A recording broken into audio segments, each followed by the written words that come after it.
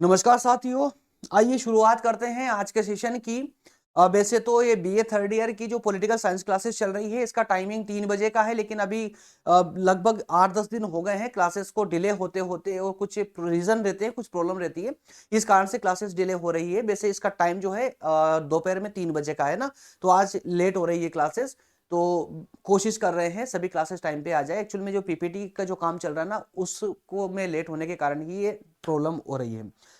फिर भी कोशिश करेंगे टाइम पे लाने की क्लासेस को। चलिए, तो बीए थर्ड ईयर के अंतर्गत पॉलिटिकल साइंस पर सेशन चल रहा था, जिसमें हम बात कर रहे थे तुलनात्मक विश्व संविधानिक वाले इस पूरे पार्ट की। इसमें जो है कल वाले सेशन में, अर्थात कि इससे पहले जो सेशन हुआ था उसमें हमने बात की थी चीन के राष्ट्रपति की। तो चीन का राष्ट्रपति और मंत्री परिषद, जिसे राज्य परिषद के नाम से भी जानते हैं, ये दोनों ही कार्यपालिका के ही अंग होते हैं। ठीक है ना। तो जब भी आप चीन की कार्यपालिका पढ़ेंगे तो याद रखिएगा, चीन की कार्यपालिका के अंतर्गत मंत्री राष्ट्रपति, चीन के राष्ट्रपति की शक्तियां है ना, उनके कार्य या उनकी पदस्थिति के बाद साथ पढ़ना है। और सेम कंटेंट के साथ में चीन के जो मंत्री परिषद है, जिसे राज्य परिषद के नाम से भी जानते हैं, इन दोनों कॉन्सेप्टों को ही स्पेशली जो है पढ़ा जाता है कार्यपालिका के अंतर्गत, राष्ट्रपति और मंत्री परिषद दोनों, बस। ठीक है ना। तो राष्ट्रपति पर कल वाले सेशन में हम चर्चा कर चुके थे, आज हम बात करेंगे मंत्री परिषद या राज्य परिषद की। आइए बढ़ते हैं आगे सेशन में।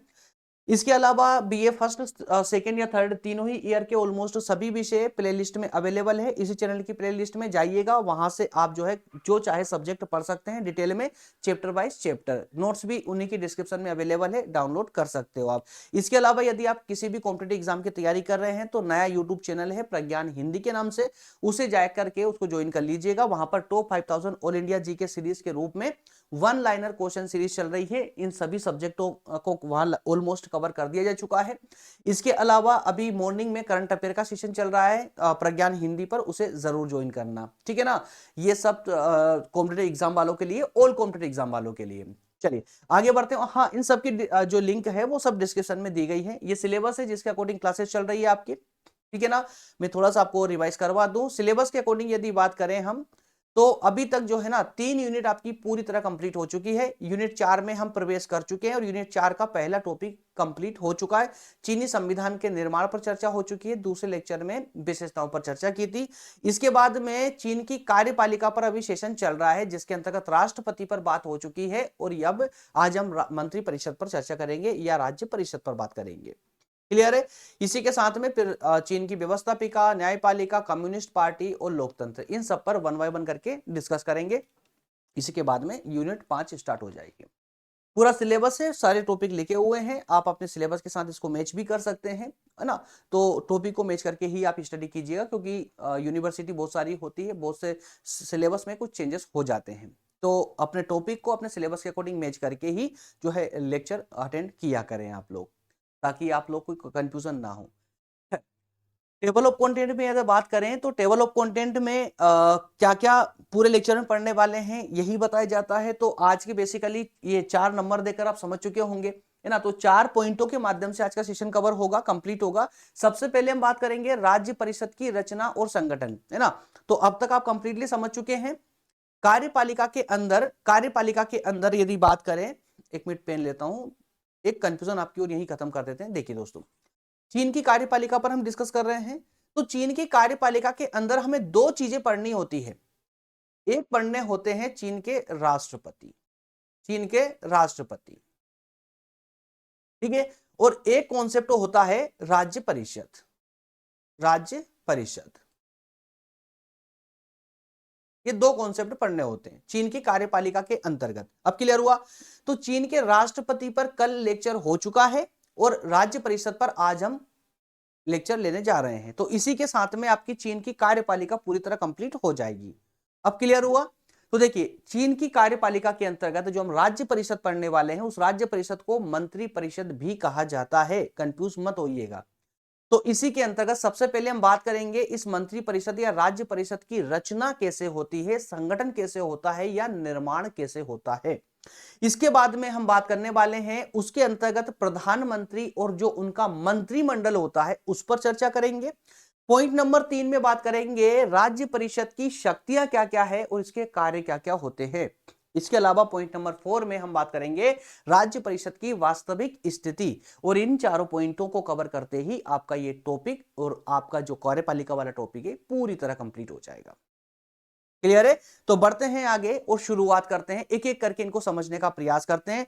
ये एक क्वेश्चन है, ठीक है, जिसको अलग अलग टाइप से दिया गया है, इसको पढ़ लीजिएगा। जब नोट्स आप डाउनलोड करेंगे तो नोट्स डिस्क्रिप्शन में लिंक दी गई है नोट्स की, जब डाउनलोड करोगे ना तो ये क्वेश्चन को पहले पढ़िएगा, उसके बाद में अंदर एंट्री करके रिवीजन लगाइएगा आप लोग, ठीक है ना। चलिए सबसे पहले बात कर लेते हैं इसके बेसिक कॉन्सेप्ट की, ताकि हमारा आज ये जो पूरा लेक्चर है इसका एक भूमिका तैयार हो जाए कुल मिलाकर के। दोस्तों दरअसल चीन का जो संविधान है, चीन का जो संविधान है, मतलब नया संविधान ही बोलते क्योंकि चीन का ये ऑलमोस्ट चौथा संविधान था, है ना। 1982 का जो संविधान रहा है चीन का, ये चौथा संविधान रहा है, तो इसलिए इसको नया संविधान बोलते हैं। अगर नया नहीं भी बोलोगे ना तो भी एग्जामिनर समझ जाएगा। चीन का संविधान मतलब हम जो वर्तमान संविधान की बात कर रहे हैं। तो चीन का नया संविधान कार्यपालिका और प्रशासन संबंधी अधिकार राज्य परिषद को सौंपता है। ध्यान सुनिएगा क्या कहा जा रहा है यहां पर। चीन का संविधान या चीन के संविधान के अनुसार चीन की कार्यपालिका की शक्तियां या अधिकार और प्रशासन संबंधी जो अधिकार हैं, क्योंकि प्रशासनिक अधिकार किसके पास होते हैं, अलग कंट्रीज की यदि हम बात करें, दूसरे देशों की बात करें, तो प्रशासन संबंधी जो अधिकार होते हैं वो कार्यपालिका के पास होते हैं। जैसे भारत में प्रशासनिक काम कौन करता है, कार्यपालिका करती है। ब्रिटेन में जाएंगे आप, अमेरिका में जाएंगे, जहां पर भी देखेंगे तो ऑलमोस्ट कंट्रियों में या ऑलमोस्ट प्रशासनिक व्यवस्थाओं में प्रशासन संबंधी कार्य काज जो होते हैं वो कार्यपालिका के द्वारा किए जाते हैं, है ना। तो यहां पर भी कार्यपालिका के काम या कहें कि प्रशासन संबंधी जो कार्य होते हैं वो कार्य किसको दिए गए हैं, राज्य परिषद को दिए गए हैं। तो जब भी राज्य परिषद नाम आपके सामने आए तो उस राज्य परिषद को आप कार्यपालिका की दृष्टि से ही देखिएगा, तो कंफ्यूजन नहीं होगी, ठीक है ना। तो संविधान के अनुसार कार्यपालिका के संपूर्ण अधिकार राज्य परिषद को दिए गए हैं। संविधान के आर्टिकल 85 में लिखा है कि राज्य परिषद केंद्रीय जन सरकार है। क्या लिखा हुआ है, जो राज्य परिषद है वो केंद्र की सरकार है, जन सरकार है। क्लियर है, पब्लिक गवर्नमेंट है, जन सरकार है, ठीक है। तो इस आर्टिकल को आप लोग याद रखिएगा, आर्टिकल 85 पे स्पष्ट लिखा हुआ है कि जो राज्य परिषद है वह केंद्रीय जन सरकार है। राज्य परिषद राष्ट्रीय जनवादी कांग्रेस और उसकी स्थायी समिति के प्रति उत्तरदायी या जवाबदेह होती है। अब सुनिएगा, इस एक लाइन ने पूरी पिक्चर पलट दी, पूरी कहानी को पलट दिया। लास्ट वाली इस लाइन ने क्या कहा गया, इस लाइन में राज्य परिषद जो होती है यह जनवादी कांग्रेस, जो कि उसका एक सदन है। जैसे पिछले सेशनों में हमने पढ़ा था कि जिस तरह से भारत में संसद में 2 सदन होते हैं, लेकिन चीन एक सदनी विधानसभा है, वहां पर एक सदन है। कौन है, जन कांग्रेस, राष्ट्रीय जन कांग्रेस को कंप्लीट कहा जाता है। जो राज्य परिषद होती है ना, राज्य परिषद राष्ट्रीय जन कांग्रेस के प्रति उत्तरदायी होती है, या जन कांग्रेस की एक समिति होती है जिसे स्थायी समिति कहा जाता है। तो राष्ट्रीय जन कांग्रेस की एक स्थायी समिति होती है जो संपूर्ण कामकाज देखती है। तो उसके मतलब स्थायी समिति या जन कांग्रेस के प्रति राज्य परिषद उत्तरदायी होती है। इसका मतलब क्या हुआ भाई, राज्य परिषद अगर राष्ट्रीय जनवादी कांग्रेस या राष्ट्रीय जन कांग्रेस के प्रति उत्तरदायी है, इसका मतलब हुआ कि राज्य परिषद स्वतंत्र रूप से काम नहीं कर सकती। तो किसके अनुसार काम करेगी ये, जो जन कांग्रेस या उसकी स्थायी समिति जो आदेश देगी, जो निर्देश देगी, उनके अनुसार ही राज्य परिषद को प्रशासनिक कामकाज करने पड़ेंगे। बात समझ आई। तो ये वाले पॉइंट आप लोग याद रखिएगा कि राज्य परिषद अपनी इच्छा अनुसार कार्य नहीं करती, बल्कि वह वहां की विधानसभा, जिसे राष्ट्रीय जन कांग्रेस कहा जाता है, या उसकी स्थायी समिति के परामर्श पर काम करती है। क्लियर है। तो आइए दोस्तों जरा राष्ट्रीय जनवादी जो माफ कीजिएगा राज्य परिषद जो है ना, उसके बारे में कुछ पॉइंटों के माध्यम से हम डिस्कस करने वाले हैं। राज्य परिषद के संपूर्ण तथ्यों को कुछ पॉइंटों के माध्यम से डिस्कस करने वाले, जिन्हें हम डिस्कस कर भी चुके हैं पहले, टेबल ऑफ कंटेंट में बता चुका हूं मैं। तो इन 4 बिंदुओं के माध्यम से जो है ये हमारा जो कॉन्सेप्ट है या टॉपिक है ये पूरी तरह कंप्लीट हो जाएगा, है ना। जैसे कि सबसे पहले हम बात करेंगे कि राज्य परिषद, चूंकि राज्य परिषद क्या है ये अब आप समझ चुके हैं। भूमिका, इसीलिए हम जो है कुछ चंद लाइनों के माध्यम से अपने ये टॉपिक कंप्लीट किया है कि राज्य परिषद एक्चुअल में क्या है, उसकी अहम भूमिका क्या है या उसकी स्थिति क्या है। इसके बारे में यदि आप आर्टिकल 85 पढ़ते हो तो वहां उसको देख करके तो लगता है कि यार राज्य परिषद ही संपूर्ण शक्तिशाली है, सर्वोच्च शक्तिशाली है, लेकिन वास्तविक स्थिति कुछ और ही है। राज्य परिषद सर्वोच्च शक्तिशाली संविधान के अनुसार तो है, लेकिन वास्तविक स्थिति कुछ और है। और क्या स्थिति वास्तविक, कि वह राज्य परिषद जो है वहां की जन कांग्रेस के परामर्श पर काम करती है, स्वयं की इच्छा के अनुसार नहीं। ठीक है। खैर, राज्य परिषद को समझने के लिए कुछ बिंदुओं का हम सपोर्ट लेंगे, जैसे राज्य परिषद की रचना कैसे होती है ना। राज्य परिषद के अंदर जो प्रधानमंत्री और मंत्रिमंडल होते हैं, मंत्रीगण होते हैं, वो क्या, उनकी क्या पावर होती है, उनकी नियुक्ति कैसे होती है। इसके अलावा राज्य परिषद की शक्तियां क्या है या उसकी वास्तविक स्थिति क्या है, इन बिंदुओं के माध्यम से कवर करेंगे। तो आइए एक एक करके इनको डिस्कस करते हैं जरा। सबसे पहले बात करेंगे राज्य परिषद का निर्माण कैसे हुआ, तो पहले निर्माण पर चर्चा जरा करते हैं, सुनिएगा। स्टेप बाय स्टेप में कहानी को आगे कंटिन्यू करूंगा, तो अभी फिलहाल नोट डाउन अगर कर रहे हो तो बंद कर दीजिए। नोट डाउन, पहले लेक्चर को पूरे अच्छे सुन लीजिए, सुनने के बाद में यदि आप नोट डाउन करना है तो या तो वीडियो को रिवाइज कर लीजिएगा बाद में, या फिर डिस्क्रिप्शन से नोट्स डाउनलोड करके उसके हिसाब से आप नोट्स बना लीजिएगा, ठीक है ना। चलिए शुरू करते हैं। राज्य परिषद का निर्माण कैसे हुआ। यदि निर्माण की बात करें ना, तो निर्माण मतलब राज्य परिषद में होते कौन कौन है, पहले तो आप इन पदों को याद रखिएगा। आप लोग कौन कौन होते हैं, तो राज्य परिषद में ना प्रधानमंत्री, उप प्रधानमंत्री, स्टेट के जो काउंसिलर होते हैं वो, मंत्रालय के जो मंत्री होते हैं और आयोग के मंत्री होते हैं, इसके अलावा ऑडिटर जनरल और महासचिव, है ना, ये सब के सब जो है राज्य परिषद के अंग होते हैं। तो अब अगर कहें कि राज्य परिषद का निर्माण कैसे होता है, तो राज्य परिषद का निर्माण प्रधानमंत्री, उप प्रधानमंत्री, स्टेट काउंसलर, मंत्रालय के मंत्री या आयोगों के जो मंत्री होते हैं वो, और ऑडिटर जनरल एंड महासचिव, इन सबके मिलाकर के मिलने से ही जो है इस राज्य परिषद का निर्माण होता है। राज्य परिषद के समस्त दायित्व जो होते हैं ना वो प्रधानमंत्री पर होते हैं। इसका मतलब, इस लाइन का मतलब ये हुआ कि इस राज्य परिषद का जो सर्वोच्च नेता होता है वो कौन होता है दोस्तों, प्रधानमंत्री होता है। लेकिन अपनी बुद्धि को थोड़ा सा जगा के रखिएगा, यहां पर थोड़ा सा कॉमन सेंस लगाते हुए आगे बढ़ना। मैंने बार बार फोकस किया था पिछली लाइन में कि जो राज्य परिषद होती है वह राष्ट्रीय जन कांग्रेस के अनुसार काम करती है, उसके निर्देशों पर काम करती है। तो राज्य परिषद मतलब कौन भाई, राज्य परिषद का सर्वोच्च नेता कौन है, यहां पर प्रधानमंत्री है। तो इसका मतलब क्या हुआ कि प्रधानमंत्री जो काम कर रहा है वो स्वयं स्वतंत्र होकर के नहीं करता, बल्कि वह जो आपकी संसद है ना, राष्ट्रीय जन कांग्रेस, उसके निर्देशों पर काम करता है ना। तो अब जब आपने ये लाइन पढ़ी है तो इसके हिसाब से आपको क्या लगता है कि चीन के प्रधानमंत्री के पास में कोई खास शक्तियां नहीं है, ये से लग रहा ना। लेकिन आइए आगे थोड़ा सा और क्लियर होगा, कहानी पलटने वाली है। कैसे, सुनिएगा। संविधान राज्य परिषद के सदस्यों की संख्या या मंत्रालयों की चर्चा भी नहीं करता है, इन्हें निर्धारित करने का अधिकार राष्ट्रीय जन कांग्रेस को दिया गया है। अब सुनिएगा कहानी जरा। यहां पर प्रधानमंत्री पहले ही कमजोर हो चुके थे संविधान के अनुसार, क्योंकि राज्य परिषद के जो दायित्व है ना, उन दायित्वों का निर्वहन कौन करते हैं, प्रधानमंत्री करते हैं। अब प्रधानमंत्री किसके अनुसार काम करेंगे, तो राष्ट्रीय जन कांग्रेस के अनुसार कार्य करेंगे, उनके निर्देशों पर काम करेंगे। संविधान राज्य परिषद के सदस्यों की संख्या या मंत्रालयों की चर्चा भी नहीं करता है। मतलब संविधान में इस राज्य परिषद में कितने सदस्य होंगे, इसमें कौन कौन से मंत्रालय होंगे, इस पर मौन रहता है। चीन का संविधान, उसमें कुछ भी नहीं लिखा हुआ है। तो जब कुछ नहीं लिखा हुआ था तो किसी को तो ये जिम्मेदारी लेनी पड़ेगी ना कि राज्य परिषद में सदस्य कौन कौन से कितने सदस्य होंगे, उसके मंत्रालय कौन कौन से होंगे।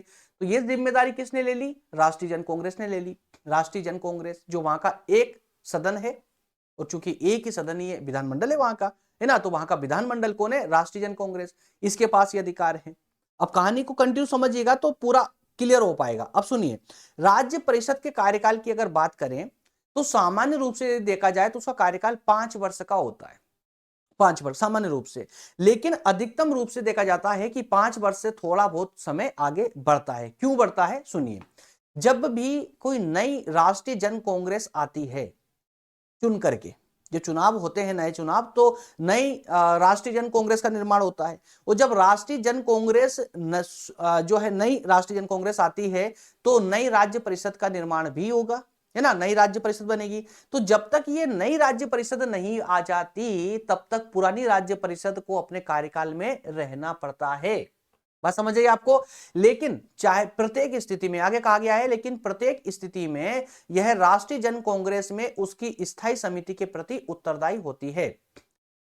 समझिएगा, यहां पर जो राज्य परिषद होती है उसका कार्यकाल जरूर बढ़ा दिया जाता है, लेकिन एक बात और याद रखिएगा, प्रत्येक स्थिति में, चाहे स्थिति कोई सी भी हो, चाहे आपातकाल की ही स्थिति क्यों ना हो, प्रत्येक स्थिति में यह राज्य परिषद स्थायी समिति के प्रति 100% जिम्मेदार होती है, उत्तरदायी होती है। इसे अपने एक एक काम का जवाब स्थायी समिति को देना पड़ता है। स्थायी समिति किसकी? राष्ट्रीय जन कांग्रेस की। और राष्ट्रीय जन कांग्रेस क्या है? वहां का विधानमंडल है। क्लियर हुआ? ठीक है, आगे बढ़ते हैं जरा। तो इसके माध्यम से आपने ये समझा यहां पर कि चीन के जो कार्यपालिका है, कार्यपालिका का संगठन किन किन के द्वारा होता है और किसे कौन सी पावर दी गई है। पावर की बात हालांकि आगे हम पूरे विस्तार से करने वाले हैं, पर फिलहाल यहां पर इस स्लाइड में आपको क्या याद रखना है इस पॉइंट के माध्यम से, कि यहां पर जो राज्य परिषद है उसमें प्रधानमंत्री, उपमंत्री, स्टेट काउंसलर या विभिन्न मंत्रियों या ऑडिटर जनरल, महासचिव, इन सबके मिलाकर के ही इसका निर्माण किया जाता है। और इसमें जो सर्वोच्च अधिकारी होते हैं वो प्रधानमंत्री होते हैं, क्योंकि प्रधानमंत्री के पास ही राज्य परिषद के सारे राइट होते हैं, अधिकार होते हैं, है ना। और ये राज्य परिषद किसके अंडर में काम करती है? तो जन कांग्रेस के या फिर उसकी स्थायी समिति के अंडर में काम करती है। इतना क्लियर हुआ ना। इसके अलावा राज्य परिषद का जो कार्यकाल होता है वो सामान्य रूप से देखा जाए तो 5 साल का होता है, लेकिन चूंकि जब नई राष्ट्रीय जन कांग्रेस आती है और फिर वो नई राज्य परिषद का निर्माण करती है, तब तक, जब तक नई राज्य परिषद ना आ जाए तब तक पुरानी जो राज्य परिषद होती है वो काम करती रहती है। क्लियर हुआ? चलिए, इसके बाद में हम बात करने वाले हैं इसके सेकंड पॉइंट की, प्रधानमंत्री और मंत्रीगण की। अब सुनिएगा, प्रधानमंत्री मतलब राज्य परिषद के टॉप के लीडर, सबसे प्रमुख लीडर कौन होते हैं? प्रधानमंत्री होते हैं। वो प्रधानमंत्री, उसके अलावा उनके जो अन्य मंत्री होंगे राज्य परिषद में उनको मंत्रीगण कह दिया गया है। तो आइए जरा जो मेन व्यक्ति है या मेन पद है उसकी जरा चर्चा करते हैं। दोस्तों, दरअसल संविधान के नए संविधान में ही उसके आर्टिकल 88, अब आर्टिकल 88 पर बात कर रहे हैं। आर्टिकल मतलब अनुच्छेद 88 के अनुसार, ध्यान सुनिएगा, राज्य परिषद प्रधानमंत्री के मार्गनिर्देशन में कार्य करेगी। क्या कहा जा रहा है, क्या कहा गया है? आर्टिकल 88 में क्या कहा गया है कि जो राज्य परिषद है प्रधानमंत्री के मार्गनिर्देशन में कार्य करेगी। मतलब कि प्रधानमंत्री चूंकि राज्य परिषद के प्रमुख लीडर है, मुख्य लीडर है, सर्वोच्च अधिकारी है, तो प्रधानमंत्री के अनुसार ही राज्य परिषद काम करेगी। इसके अलावा उप प्रधानमंत्री तथा स्टेट काउंसलर उसके कार्यों में सहायता करेंगे। तो सिंपल सी कहानी है ना यार, तो बेसिक सी चीजें हैं भाई। स्पष्ट है कि राज्य परिषद के मुख्य नेता कौन है? प्रधानमंत्री है। तो बाकी उनके जो भी लीडर होंगे, नीचे पद वाले, वो सब प्रधानमंत्री के अंडर में काम करेंगे, प्रधानमंत्री की सहायता के लिए काम करेंगे। अब चूंकि हालांकि ये संविधान में ऐसा लिखा हुआ, तो वही तथ्य मैं अब यहां पर दोहरा रहा हूं।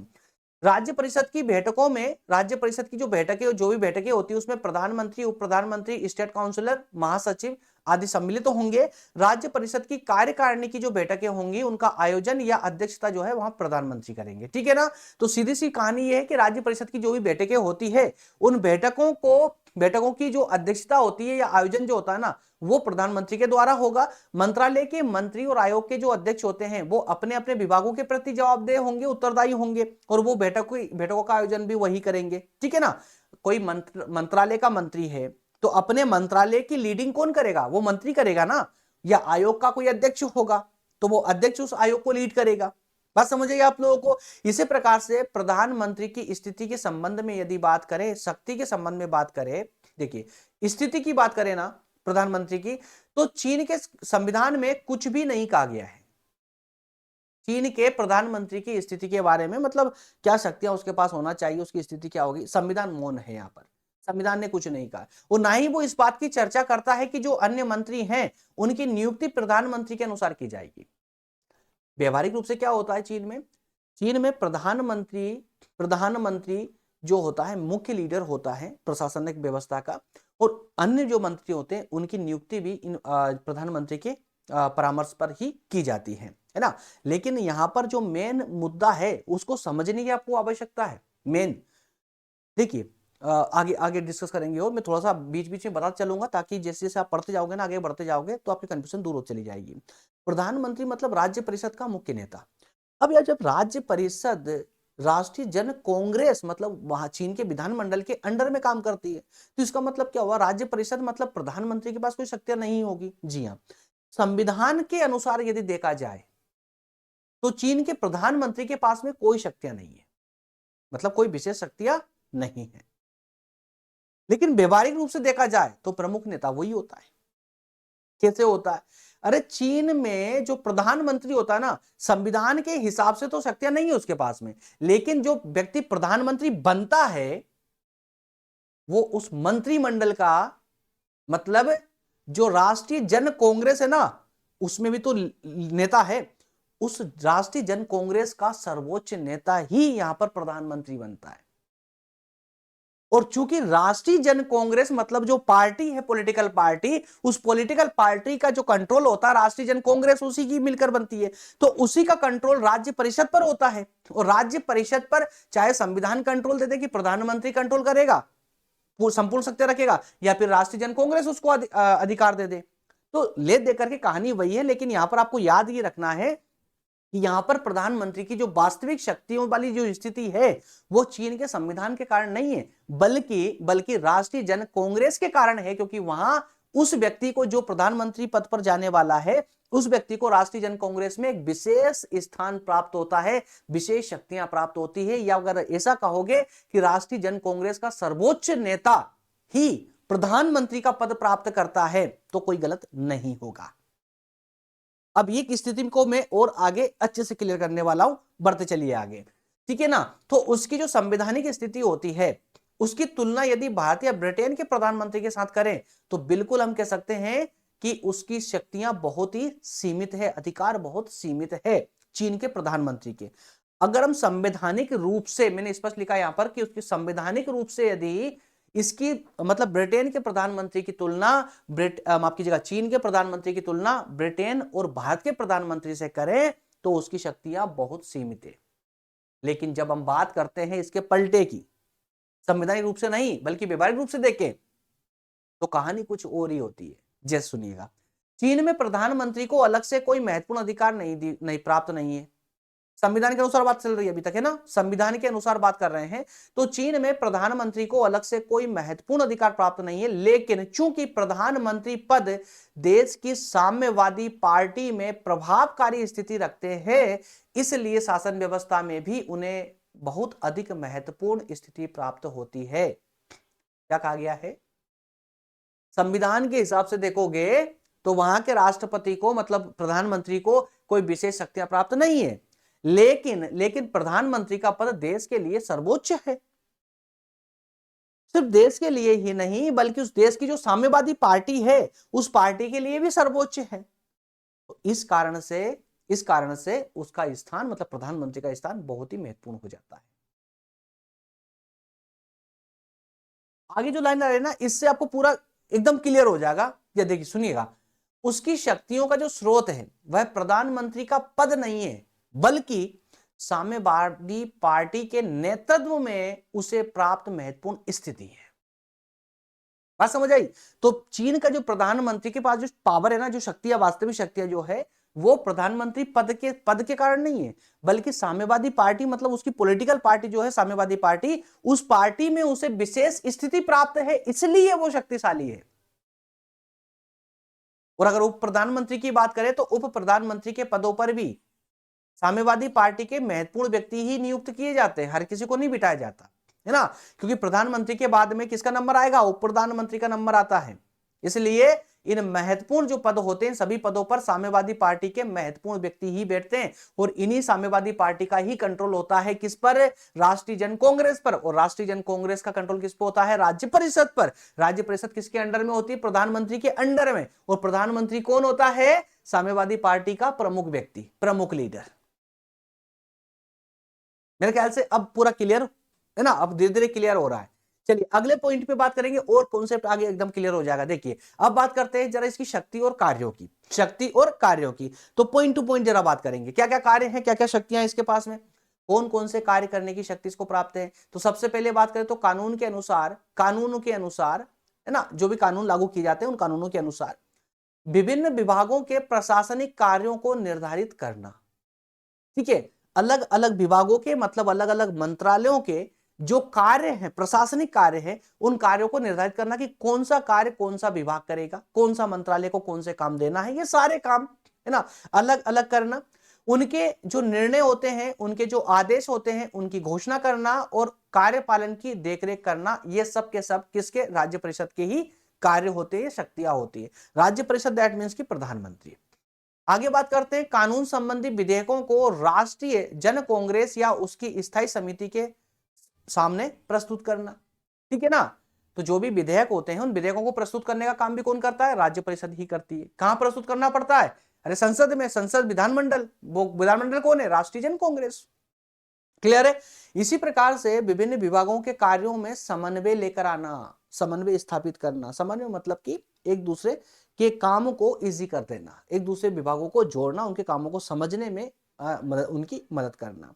इसके अलावा मंत्रियों तथा समितियों के अध्यक्षों द्वारा जारी किए गए अनुपयुक्त निर्णय या आदेशों में संशोधन करना या फिर उन आदेशों को रद्द कर देना। इसके अलावा राष्ट्रीय आर्थिक योजनाओं या राष्ट्र के बजट को तैयार करना, यह भी इसी का कार्य है। इसके अलावा व्यापार पर नियंत्रण करना, चाहे वो विदेशी व्यापार हो या आंतरिक व्यापार हो। इसके अलावा सांस्कृतिक, शिक्षा संबंधी और सार्वजनिक स्वास्थ्य संबंधी सभी कार्यों का संचालन करना भी राज्य परिषद का ही महत्वपूर्ण कार्य होता है। क्लियर है। इसके अलावा कार्य इसके और भी बहुत सारे हैं, लेकिन एग्जाम के दृष्टिकोण से चूंकि लेक्चर ले रहा हूं तो सफिशिएंट है इतना। चलिए आगे बात करते हैं, अंतिम पॉइंट पर मूव करेंगे। अगला पॉइंट है आपका राज्य परिषद की वास्तविक स्थिति पर जरा आप चर्चा करते हैं। वास्तविक स्थिति क्या है राज्य परिषद की? वास्तविक स्थिति की दोस्तों जब हम बात करते हैं तो वास्तविक स्थिति आपको अब कंफ्यूज कर सकती थी यदि आपने स्टार्टिंग में नहीं पढ़ा होता। संविधान का आर्टिकल 88 क्या कहता था कि राज्य परिषद सर्वोच्च है ना।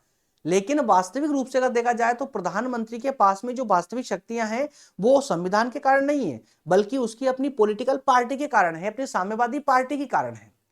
क्योंकि जो व्यक्ति प्रधानमंत्री बना है उस व्यक्ति को कहां पर स्थिति प्राप्त है, मतलब महत्वपूर्ण स्थिति कहां प्राप्त है, उसकी पार्टी में, मतलब पार्टी का मुख्य लीडर है। खैर इसकी अगर जब हम वास्तविक स्थिति की बात करते हैं, वास्तविक स्थिति की, तो इसकी वास्तविक स्थिति क्या हो सकती है जरा सुनिए। हालांकि राज्य परिषद चीन की कार्यपालिका और राज्य का सर्वोच्च प्रशासनिक अंग है, इस बात से हम इग्नोर नहीं कर सकते। चीन का क्या है, ये कार्यपालिका और राज्य का सर्वोच्च प्रशासनिक अंग, लेकिन इसे ब्रिटेन या भारत के मंत्रिमंडल के समान गौरवपूर्ण स्थिति प्राप्त नहीं है। मतलब कि जितने अधिकार ब्रिटेन और भारत के मंत्रिमंडल के पास में होते हैं उतने अधिकार इनके पास में नहीं है। ब्रिटिश मंत्रिमंडल की तुलना में चीन की जो राज्य परिषद है उसको बहुत ही कम शक्तियां प्राप्त है। इवन ब्रिटेन ही क्या, भारत के साथ भी अभी आप तुलना करते हो तो भी चीन की राज्य परिषद को भारत की संसद के समान सामने अगर या लोकसभा के सामने बात करोगे तो बहुत कम शक्तियां प्राप्त है। तो भारत और चीन से तो इसकी तुलना नहीं कर सकते, तो फिर तुलना किससे कर सकते हैं? इसकी तुलना की जा सकती है रूस के साथ में, सोवियत संघ रूस के साथ। याद रखिएगा, क्योंकि रूस की स्थिति भी कुछ इसी प्रकार की है, क्योंकि वहां पर भी साम्यवाद का प्रभाव है ना। राज्य परिषद की कमजोर स्थिति का जो कारण है वो मुख्य कारण यह है कि राज्य परिषद पर साम्यवादी दल का पूरी तरह नियंत्रण होता है। राज्य परिषद पर अगर डायरेक्ट बात करूं तो वैसे डायरेक्ट नियंत्रण नहीं है। कैसे नियंत्रण रहता है? साम्यवादी दल राष्ट्रीय जन कांग्रेस को नियंत्रित करती है। राष्ट्रीय जन कांग्रेस जो है स्थायी समिति को कंट्रोल करती है, जो उसकी स्थायी समिति होती है वो राज्य परिषद को कंट्रोल करती है। और अगर ये सब घुमाव छोड़ दे, डायरेक्ट अगर पकड़े ना, तो साम्यवादी दल सीधे सीधे राज्य परिषद पर ही कंट्रोल करता है। क्यों? क्योंकि साम्यवादी दल का प्रमुख नेता राज्य परिषद का सबसे प्रमुख पद प्राप्त कर लेता है, जिसे प्रधानमंत्री कहा जाता है। और इसी कारण से राज्य परिषद सबसे ज्यादा कमजोर है, अन्य देशों के तुलना में कमजोर होती है। राज्य परिषद साम्यवादी दल के द्वारा निर्धारित नीतियों के अनुसार ही काम करता है या शासन का संचालन करता है। इसके अलावा एक परिभाषा को हम यहां पर पढ़ेंगे, परिभाषा के साथ ही इस लेक्चर को कंप्लीट करेंगे। ओग और जिंक महोदय के द्वारा एक परिभाषा दी गई थी, उस परिभाषा को ध्यान से सुनना और समझना। बहुत अच्छा कंटेंट भी उन्होंने अच्छा देने का प्रयास किया है और ये पूरा कॉन्सेप्ट आपको समझ आ जाएगा। सुनिए क्या कहते हैं वो। उन्होंने कहा है कि सामान्यतः परिषद साम्यवादी दल के पोलिट ब्यूरो द्वारा पहले से ही लिए गए निर्णयों की पुष्टि ही करती है, पुष्टि ही करती है। क्या कहा यहां पर, लाइन टू लाइन अर्थ समझ चलिएगा। ऑगन जिंक ने कहा है कि जो राज्य परिषद है वह राज्य परिषद दरअसल कुछ और नहीं बल्कि साम्यवादी दल के द्वारा लिए गए निर्णय का परिणाम होती है ना, लिए गए पहले से लिए गए निर्णय का परिणाम मात्र होती है। निश्चित रूप से यह केवल औपचारिक अर्थ में ही सर्वोच्च कार्यपालिका सत्ता है। किसमें? औपचारिक रूप में, सिर्फ कहने के लिए ही सर्वोच्च कार्यपालिका की सत्ता है, जबकि पोलिट ब्यूरो के कारण मतलब कि साम्यवादी दल के कारण उसके द्वारा वस्तुतः इस रूप में कार्य नहीं किया जाता, मतलब सर्वोच्च सत्ता के रूप में कार्य नहीं किया जा सकता। यदि आपकी राज्य परिषद चाहे भी, उस राज्य परिषद के मुख्य नेता को यदि साम्यवादी दल के अंदर महत्वपूर्ण स्थिति प्राप्त नहीं होगी तो राज्य परिषद चाहकर भी महत्वपूर्ण निर्णय नहीं ले सकती, महत्वपूर्ण कार्य नहीं कर सकती। क्लियर है? तो इस प्रकार से हम अगर निष्कर्षतः बात करें तो हम स्पष्ट रूप से यह कह सकते हैं कि चीन की जो कार्यपालिका है अर्थात की जो राज्य परिषद है वो स्वयं स्वतंत्र नहीं है, संवैधानिक रूप से स्वतंत्र नहीं है। चीन के प्रधानमंत्री के पास जो पावर होती है, जो शक्तियां होती है, वो संविधान के कारण नहीं या कहें कि उसके पद के कारण नहीं, बल्कि उसके राजनीतिक दल मतलब साम्यवादी दल में महत्वपूर्ण स्थिति के कारण उसके पास वो शक्तियां होती है। क्लियर है? उम्मीद करता हूं दोस्तों पूरा कॉन्सेप्ट आपको वन बाय वन करके चारों पॉइंट आपको समझ आए होंगे और चारों पॉइंटों के माध्यम से ये सेशन होता है आपका कंप्लीट। आज बस यहीं तक, और कल वाले सेशन में मतलब लेक्चर नंबर 30 में हम बात करेंगे चीन की विधायिका की। और हाँ, कल मैं पूरी कोशिश करूंगा कि ये लेक्चर आपको दोपहर में 3 बजे मिल जाए। बेसिकली क्लास 3 बजे ही होगी, है ना, कोशिश करूंगा पूरा में, क्योंकि यार पीपीटी में ही अभी इतना टाइम लग रहा है, टाइम मुझे ज्यादा मिल नहीं पा रहा, किसी निजी काम के कारण ना टाइम ज्यादा निकाल नहीं पा रहा हूँ। पीपीटी में टाइम बहुत लगता है, तो समय कम मिल पाने के कारण ही ये आपकी क्लासेस डिले हो रही है, लेकिन जल्दी कवर करने का प्रयास कर रहा हूं मैं भी। चलिए कल वाले सेशन में क्या पढ़ेंगे? चीन की विधायिका, ठीक है ना, विधायिका मतलब व्यवस्थापिका के बारे में, जो कानून निर्माण का काम करती है, उस पर चर्चा करेंगे। तो अभी तक आपने चीन के में संविधान के निर्माण को समझ चुके हैं, चीन के संविधान की विशेषताओं को समझ चुके हैं, उसके बाद में चीनी राष्ट्रपति की स्थिति, उसकी शक्तियां, कार्यों के बारे में समझ चुके हैं, और अंततः आज आप उसके राज्य परिषद को भी समझ चुके हैं। कल हम विधायिका पर बात करेंगे, ठीक है। चलिए मिलेंगे कल वाले सेशन में। डिस्क्रिप्शन में लिंक दी गई है आपको नोट्स की, टेलीग्राम और व्हाट्सएप ग्रुप की लिंक भी दी गई है, व्हाट्सएप ग्रुप की लिंक भी दी गई है डिस्क्रिप्शन में, ज्वाइन कर लीजिएगा। यदि आप प्रॉपर तरीके से पढ़ना चाहते हैं, सभी नोट्स आप एक ही जगह प्राप्त करना चाहते हैं, तो टेलीग्राम और व्हाट्सएप ग्रुप को आपको ज्वाइन करना पड़ेगा, ठीक है ना। चलिए मिलेंगे अगले सेशन में। बहुत धन्यवाद, थैंक यू सो मच।